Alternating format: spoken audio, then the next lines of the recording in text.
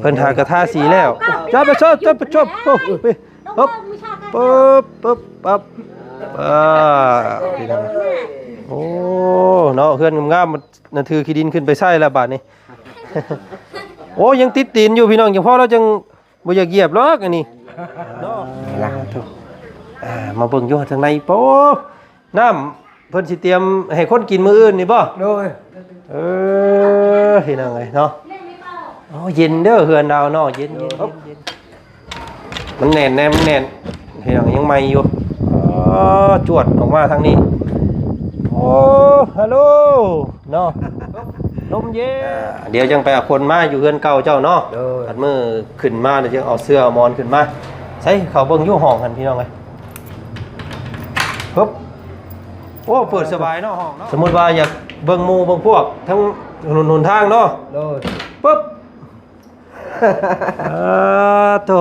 พี่น้องเอ้ยเฮือนน้องไม้น้องท้ายอันนั้นเฮือนหลังเก่าพอดีชาทุเพื่อนเจ้าให้แล้วเลยยาเจ็บยาไข้มันอยู่มีแห่งตลอดปลอดภัยหาเงินหาคำมันรวยได้คือเก่านี่แล้วขึ้นไปด้วยยิ่งขึ้นไปเนาะด้วยแล้วก็รวยอีกเนาะรวยแล้วนะยังรวยต่อโอ้นี่ลูกสาวเพิ่นเนาะชื่อนี่ได้เจ้าน้องนางชื่อหยังแช่ชื่อแซวแบบเสียงห้องโฮแซวนี่บ่อะแซวเนาะแก้วอะแก้วพี่น้องใส่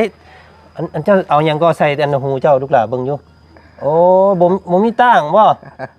มีตั้งแล้วเอาอันว่าอันสายลวดสายอัน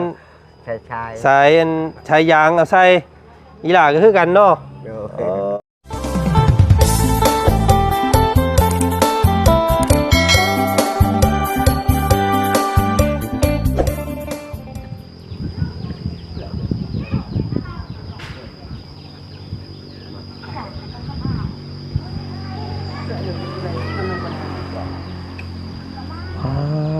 ที่โทพี่น้องเลยอันนี้แหละเพิ่นว่าเนาะพี่น้องเนาะฝ้าหลังฝนยมสดใสเสมอพี่น้องเลยบ่มีอีหยังในโลกนี้เนาะแน่นอนมีแต่ความบ่แน่นอนเท่านั้นพี่น้องเลยเนาะยกตัวอย่างเฮือนของพ่อตู้7 ปีเนาะเมื่อก่อนเห็นสภาพเฮือนซ่านของเพิ่นเนาะหลังหน่อยค่อยทางเนาะบ่มีความเน่นหนาตัดภาพมาบัดที่นี่เพราะว่าป้าโธ่พี่น้องเนาะงดงามอ่อลึพี่น้องเอ้ยเนาะโอ้ยเนาะบุญวาสนาประตูเพิ่นเนาะมาฮอดจอดถึงแล้วเป็นที่เรียบร้อยพี่น้องเอ้ยเนาะงามอ่องต้องอยู่พี่น้องยืนเอิ้นเทินเนาะท่ามกลางหุบเขาแขกคนหุ่มหอพี่น้องเลยเนาะ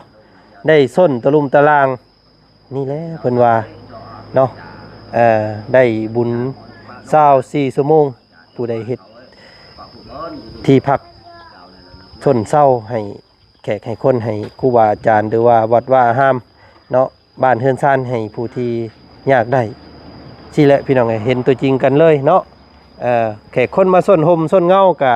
ได้ความห่มเย็นเนาะผู้ที่เฮ็ดให้กะได้บุญได้กุศลพี่น้องไงเอากะตุงามลีนี่พี่น้องเฮือนเรานี่เนาะเฮือนงามอีดีเฮือนผู้ตู้นี่เนาะคักแท้นี่พี่น้องเอ้ยโอ้ยเนาะรูปทรงบ่คือไผเนาะงามอ่องตองพี่น้องเอ้ยโธ่เอากับทักทายสบายดีเด้อพ่อแม่พี่น้องมัดสุขุสุคนเนาะ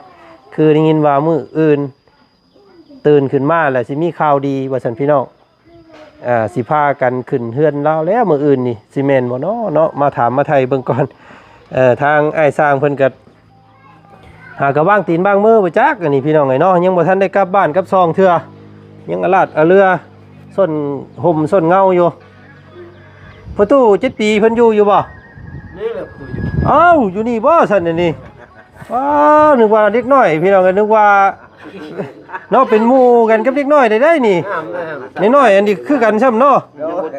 ยังลืมเลย ผู้นั้นมายุกละมานั่ง ยังนมยังลืมเลยมัน นั่งไป7 ปีนั่งกับ7 ปี เนาะนี่เบิ่งคิดว่าลูกเราได้กี่นี่ แมนอยู่ช่วงคุมตามตาม 7 ปีเพิ่นอายุนำกันไปคือว่า เอ้าหัวโตเป็นยังกล่ะมันปวกกัดบ่ไล่หางต่อให้ไปตัดให้นี่ แม่มันกัน เอ้ย จะได้นั่นจบครับ ไอ้คักบาทนี่หัวไล่หางต่อกับบ่ปานบาทนี่พี่น้องเอ้ย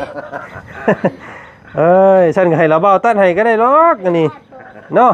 เอาบ่เดียวเราเบ้าสิมาไถให้บ่ลบควันมันให้ แล้ว เพราะว่ามีกองเตออยู่เอาบ่ มีนี่ เดี๋ยวเราเบ้ามีอยู่ในรถ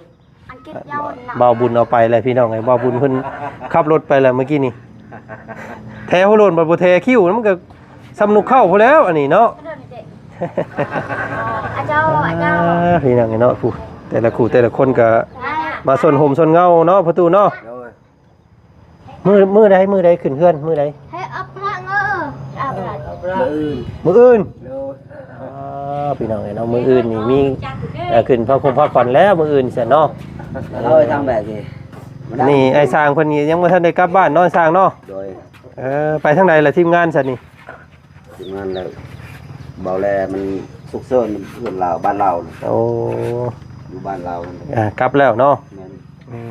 พี่น้องเอ้ยแล้วแต่จักมือแล้วนี่เนาะเฮือนชานนี่พี่น้องเอ้ยแล้วมื้อใดเนาะนี่เนาะแต่บ้านนี่บ่มื้อซื่นนี่บ่ นี่เลย มื้อนี้แหละ มื้อนี้แหละ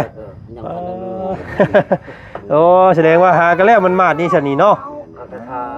กันไดนี่ อะไรนี่ มาพี่ใส่ประตูมาพี่ก่อน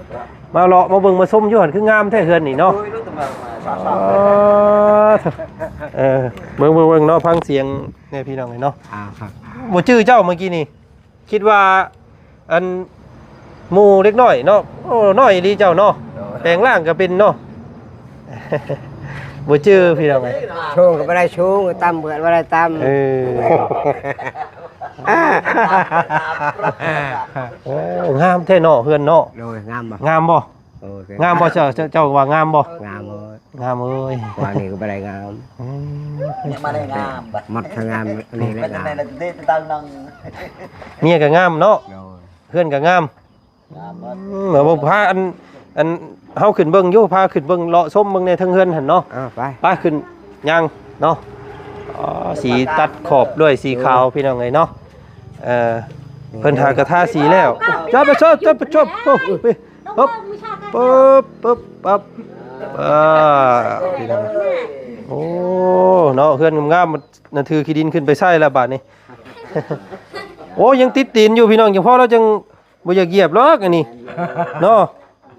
มันยังอันยังบ่แห้งโอ้ยังบ่แห้งเนาะยังอันว่าสียังติดอันว่าเท้าอยู่พี่น้องเอ้ย โอ้ยเสร็จข่าวเลยไปไร โอ้ได้แล้วบ่เป็นหยัง อ๋อเนาะอัดไม้มึงอยู่ดึงเข้ามามึงอยู่ปึ๊บปั๊บโอ้โธ่พี่น้องเอ้ยเนาะโอ้ยังบ่ทันได้ใส่กุญแจเนาะ โดย ต้องให้เพิ่นติดกุญแจใส่ให้ไหมเนาะบ่ได้เนาะพอแล้วบัดเจ้าบ่อยู่เฮือน โดย เนาะคือว่าแล้วนี่พี่น้องไงมันบ่มีกุญแจก็ได้ดอกเพราะว่า นี่ เฮือนเราขึ้นพี่ก็ได้ นี่ ครับ ล่ะ ถูกมาเบิ่งอยู่ทางในโป๊น้ำเพิ่นสิเตรียมให้คนกินมื้ออื่นนี่บ่ โดย พี่น้องเอ้ยเนาะโอ้เย็นเด้อเฮือนดาวเนาะเย็นสบาย นี่ได้แล้วนี่ โอ้ยังบ่มีแต่ลูกมันกุญแจบีบใส่เนาะ นี่ได้ เยิ่มคล้องปุ๊บเนาะ โดย เวลาบ่อยู่เฮือนพ่ยันคนเขารักเงินเนาะ โดย ข้องมึงอยู่เฮ็ดเป็นบ่เฮ็ดได้อยู่บ่ นี่ได้นี่ได้ ปึ๊บปึ๊บฮึบ เกาะนี่ จึกจักบีบลองเบิ่งฮึบเฮ้ยฮึบตบเขาหมุนนี่เนาะทุกพี่น้องไง แล้ว อ่อลึเลยเนาะสมมุติว่าอยากเบิ่ง วิวทิวทัศน์ธรรมชาติเปิดปุ๊บเฮ้ยอ๊บได้แล้วเอามีแต่ร้านออกเลยอ๊บมันแน่นมันแน่นเห็นยังไม่อยู่จวดออกมาทางนี้โอ้ฮัลโหลเนาะลมเย็นเป็นยังไงเนาะผู้พาป่ามาดเถอะวิวเอ้าอัดไว้บาทนี้ปุ๊บจากมันยังแน่นอยู่เพราะว่าต้องล็อกไว้สกอนช่วงใหม่ๆนี่พี่น้องได้แล้วกึบกับโอ้ห้องในห้องมีอย่างแล้วในห้อง โดยบ่มียัง ยังบ่มีหยังบ่ โดย ที่นอนหมอนมุ้งบ่มีบ่ โดยบ่มี อ๋อเป็นเติร์ด โดย เนาะปึ๊บเดี๋ยวจังไปเอาคนมาอยู่เฮือนเก่าเจ้าเนาะ โดย อัดมือขึ้นมาเดี๋ยวจะเอาเสื้อเอาหมอนขึ้นมาใส่เขาเบิ่งอยู่ห้องกันพี่น้องเอ้ยปึ๊บโอ้เปิดสบายเนาะห้องเนาะ โดย เปิดเข้าในพี่น้องเอ้ยเนาะเพราะว่ามือก่อนน่ะเพิ่นใส่ห่างๆได้พี่น้องอันทีได้แต่ว่ามันไม่ห่าวเนาะ โดย ห่างคือเก่านี่พี่น้องเพราะว่าเมื่อก่อนนั้นเพิ่นจัดเข่าเรียบร้อยไปแล้วแต่ว่าพอมันเหิงๆมาไม่มันโกบ โดย เนาะไม่มันโกบเลยเห็นปองคือเก่าพี่น้องเลย โดย เท่าสมมุติว่าอยากเบิ่งหมู่เบิ่งพวกทั้งหนทางเนาะ โดย ปึ๊บโธ่พี่น้องเฮือนน้องไม้น้องท้ายอันนั้นเฮือนหลังเก่าประตูเพิ่นนี่เฮือนน้องหลาน้อยพี่น้องไงเนาะคอยทางงามเด้อเฮือนเรานี่พี่น้องไงเนาะลึกนี่พี่น้องไงงามเนาะสุดยอดประตูเอ้ย โดย ไปเนาะพากันอัดไว้ออกมานอกก้อนบาทนี่พี่น้องไงเนาะได้เฮือนงามแท้ประตูนี่เนาะ โดย สะออนประตูเด้พี่น้องเลยเนาะ เพื่อนก็งามลูกก็งามเมียก็งาม โดย งามหมดทุกอย่างถูกพี่น้องเลยพี่อันนี้บ่เครื่องขึ้นเฮือนเพิ่นเอามาให้ โดย ศาสตร์หมอน ขาดมอน แล้วก็ถ้วยพรมเนาะ โดย จอกไว้ยินน้ำนี่ก็น้ำเอาไว้ให้คนกินมื้ออื่น โดย เนาะมีหยังสู่แขกสู่คนกินมื้ออื่นมีหยัง โอ้ยก็มีอาหารกินก็บ่มีอาหารก็ลิ้นชัดชื่อ ดินม่วนๆกันซื่อ มวนชื่อ ๆมาผูกต่อแขนเอากันได้อยู่บ่เจ้า บ่ได้แล้ว เป็นเจ้าถือพระเยซูบ่ โดย มีแต่นั่งกินข้าวกันแต่พ่อเนาะ โดย ผูกแขนบ่ได้เนาะ บ่ได้แล้วยาวแล้ว ม่วนกันซื่อๆผูกแขนบ่ได้ โดย เนาะโอ้ยสับบ่เป็นหยังแล้วสิยังง่ายแล้วมื้ออื่นเนาะ โดย พากันมานั่งกินข้าวร่วมพากันแล้วก็แล้วเนาะ โดย เป็นเอาไว้ง่ายๆเนาะศาสนาพระเยซูคริสเตียนนี่เพิ่นบ่ให้ผูกแขนพี่น้องเอ้ยเนาะงามเด้เฮือนนี่เนาะห้องนี่สิให้ไผห้องนี่เจ้ากับเมียบ่ โดย เจ้ากับเมียลูกได้นอนข้างนอกพี่ โดย เนาะ ลูกเราอยู่นี่ นอนอยู่มุมนี้ก็ได้นี่เย็นๆนี่พี่น้องเอ้ยนอนอยู่แจนั่นก็ได้เนาะ โดย โอ้งามเด้พี่น้องเอ้ยเนาะคักเฮือนเจ้านี่คักหลายลึเนาะงามเนาะประตูเนาะ งาม บ่ายมานั่งสิกับ วัฒนานแล้วงาม เอาเตียงมานั่งสัมภาษณ์ในนิดนึงเอาที่มานั่งพี่เจ้าเดี๋ยวเฮาสินั่งพี่เนาะ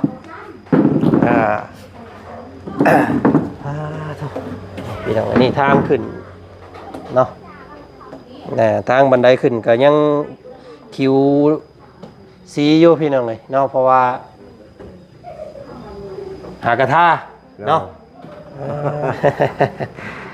ทั้งอาจารย์เล่าบ่เพิ่นสิซื้อของอยู่ของกินมาให้ โดย เพิ่นบอกแล้วบ่มื้ออื่นเช้าจักโมงมื้ออื่นจักโมงขึ้นเฮือน 5 โมง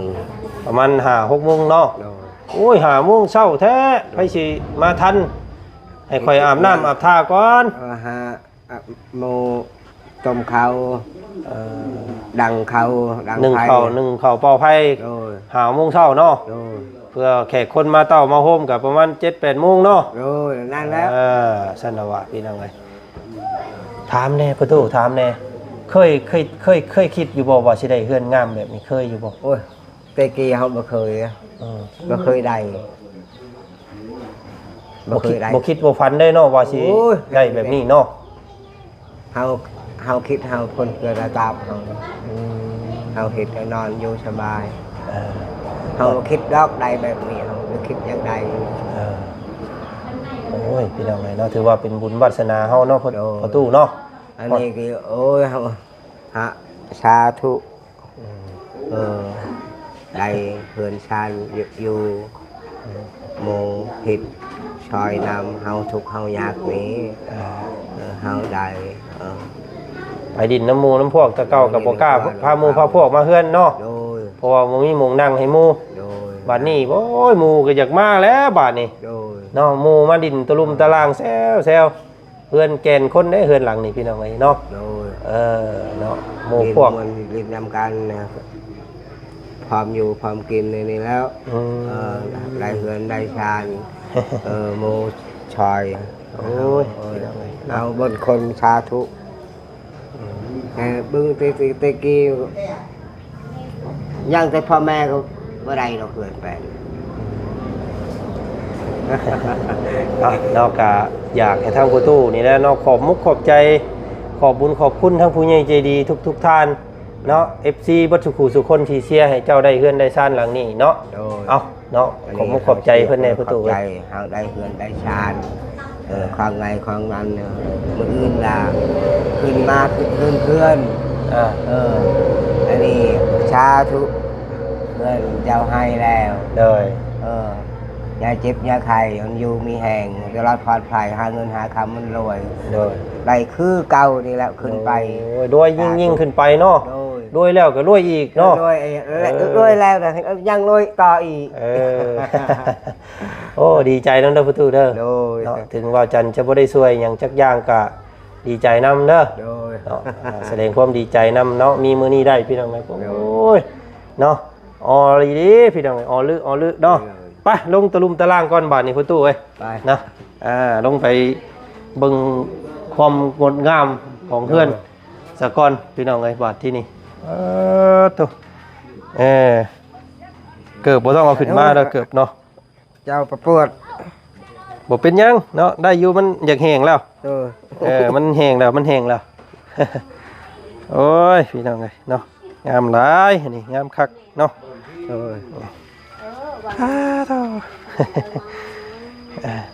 งามอันเอาลูกเล่ามาพี่ในลูกเล่ามาสิถ่ายรูปนำไว้เมียอยู่บ่เมียไปใส่เลยนี่มายืนอยู่นี่ หานอันนั้น ถ่ายรูปเนาะใส่หมอผู้ใหญ่เพิ่นได้บ่ได้มาบ่ เจ็บไข้ เจ็บไข้ โดย นอนอยู่เฮือน โดย โอ้บ่สิขึ้นเฮือนใหม่มื้ออื่นบ่เจ็บไข้แล้วบัดนี้มายืนเฮียงกันนี่ล่ะมาพี่พังนี่เจ้า นี่ โอ้นี่ลูกสาวเพิ่นเนาะ โดย ชื่อนี่ได้เจ้าน้องนางชื่อหยัง ใช่ใช่ ชื่อแซวแบบเสียงห้องโฮแซวนี่บ่ อะแซวเนาะ แก้ว อะแก้วอ๋อพี่น้องใส่อันเจ้าเอาหยังก็ใส่อันหูเจ้าลูกหลานเบิ่งอยู่โอ้บ่มีตั้งบ่บ่มีตั้งแล้วเอาอันว่าอันสายลวดสายอัน ใช่ใช่ สายอันชายยางเอาใส่อีหล่าก็คือกันเนาะโอ้ยพี่น้องเนาะบ่มีตั้งใส่บ่มีตั้งใส่แล้วเอาอันสายยางใส่พี่น้องเนาะผู้นี้ได้ซื้อจังได๋ อาจารย์ อาจัด โดยครับ จัดจัดนี่บ่โอ้ยเนาะหัวไล่ทางต่อพี่น้องไงโอ้ยไปตัดให้เราก็จับเจือดีกว่านี่เนาะคนบักเท่นึง อันนี้บันไดงามเลยชัดนี่ ระเบารถระเบาเอาไปแหละเดี๋ยวระเบาสิมาไถให้ไหมเด้อบ่ได้เด้อติดหนีไว้มืออื่นเดี๋ยวสิปาดให้ไหมเด้อมันจะงามเนาะ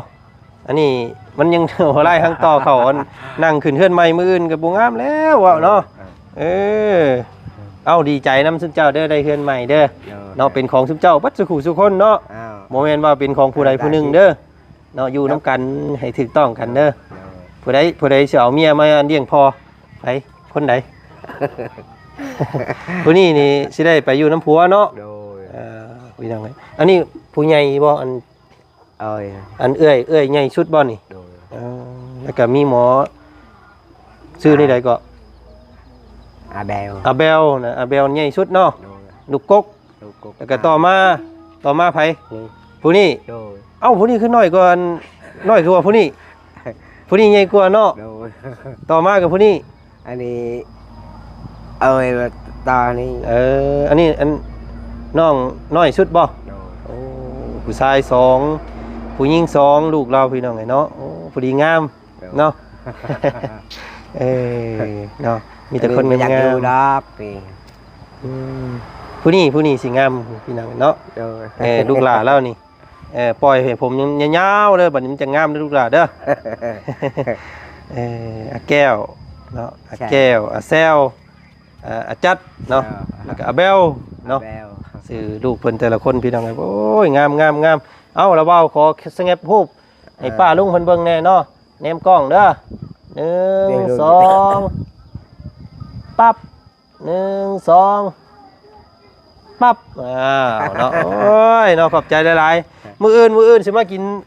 ต้มไก่นำ โดย เนาะ โดย มื้ออื่นช่วง 7-8 โมงเนาะเดี๋ยวสิซื้อได้อยู่ในกินมาเพิ่มเติมให้อีกพี่น้องกันมื้อนี้บ่มีหยังมาขึ้นเฮือนเราเลย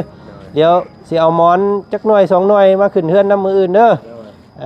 เอาพี่น้องเอ้ยไปเตรียมข้าวเตรียมของซะ ขอบใจหลายๆเด้อพ่อตู้เด้อตัวพี่น้องเอ้ยน้องงามเด้เฮือนเรานี่เนาะบ่คือไผยืนหนึ่งในบ้านสกีพีนพี่น้องเอ้ยเนาะ